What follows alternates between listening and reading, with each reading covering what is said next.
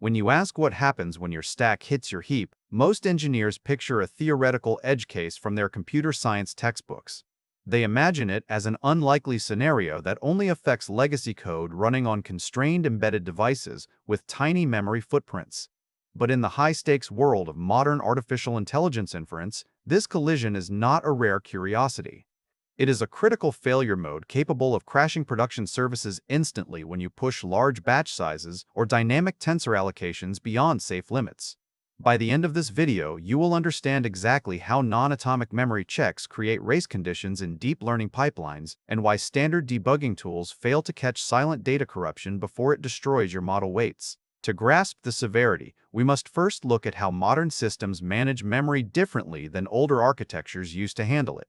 In traditional embedded environments like those running ARM Mbed OS, developers often rely on static checks to ensure the stack and heap do not overlap.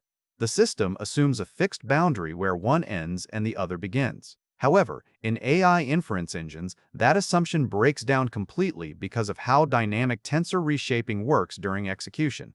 When you process large batches of data through deep neural networks, intermediate activations are allocated on the fly. These allocations grow unpredictably based on sequence length and batch size, creating a nonlinear access pattern that traditional guard pages cannot anticipate. This brings us to the core mechanism of the failure. In many production-grade AI frameworks, performance overhead is prioritized over safety margins. Consequently, runtime guard pages between the stack and heap are often disabled or minimized because checking for collisions on every single memory operation introduces latency that no one wants in a real-time inference service. When you launch an inference pass with massive inputs, the deep recursion required to compute activations pushes the stack pointer downward into reserved page boundaries. Simultaneously, large tensor allocations push the heap upward from its base address. Because there is no active barrier between them, these two growing memory regions can merge during peak load without any operating system intervention. Quick resource note: I keep a curated set of Amazon search links in the description for books, gear, and tools relevant to this channel's topics. Some are affiliate links, so I may earn a commission at no extra cost to you. Please consider supporting the channel by using those links if you find something useful. The result is a race condition where the stack and heap pointers collide in real time. This is not just about throwing a segmentation fault or crashing your application immediately. In many cases, this collision manifests as silent data corruption. The stack pointer overwrites active model weights stored in the heap region before the program even realizes it has exceeded its bounds. You might get an inference result that looks valid but contains incorrect values because the underlying memory structure was corrupted during a single pass through the network layers. This makes the issue exceptionally dangerous for production systems where reliability is paramount, as you cannot simply rely on standard error logs to detect these failures. Standard debugging tools often fail to distinguish between a stack overflow and heap corruption in these complex workloads.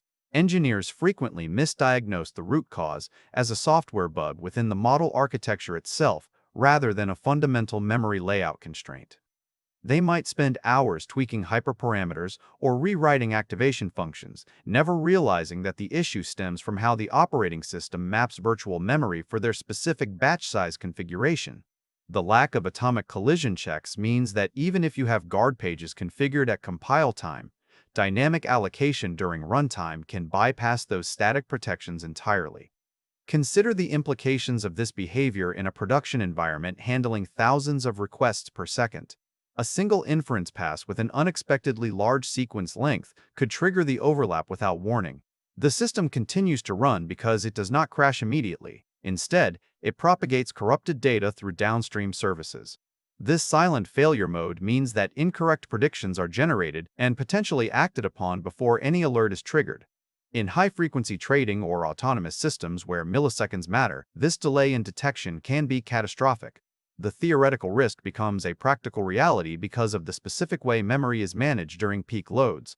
Unlike traditional embedded systems where collision checks are static and performed once at startup, AI inference engines dynamically allocate memory for intermediate activations throughout the entire execution window.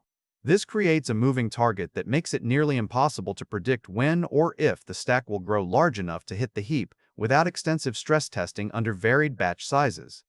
The lack of empirical data linking this specific overlap to widespread production failures only adds to the confusion, as many teams attribute crashes to out-of-memory errors from pure heap exhaustion rather than recognizing the nuanced collision between two expanding regions.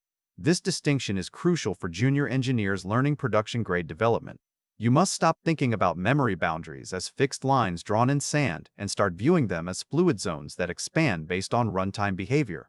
When you design systems for large-scale inference, assuming a static separation between stack and heap is a recipe for disaster. The collision triggers nonlinear memory access patterns where the stack pointer grows beyond its reserved page boundaries and overwrites the heap in a single inference pass. This happens because of performance optimizations that remove safety checks to reduce latency, creating a scenario where deep neural network layers can corrupt active data without throwing any exceptions. The solution lies not just in adding more memory, but in understanding how your specific framework manages dynamic allocations under load. You need to implement runtime monitoring for stack growth rates and heap expansion patterns during stress testing with variable batch sizes. Without these safeguards, you are relying on luck rather than engineering rigor when deploying models that handle massive datasets. The difference between a robust production service and one that fails silently often comes down to how well you anticipate the interaction between your code's memory demands and the operating system's allocation policies. Thanks for watching all the way to the end. I am a one-person team working hard to make each video better than the last. Subscribe if you found value. It is the best way to show support. Drop a comment with your biggest takeaway. See you in the next video.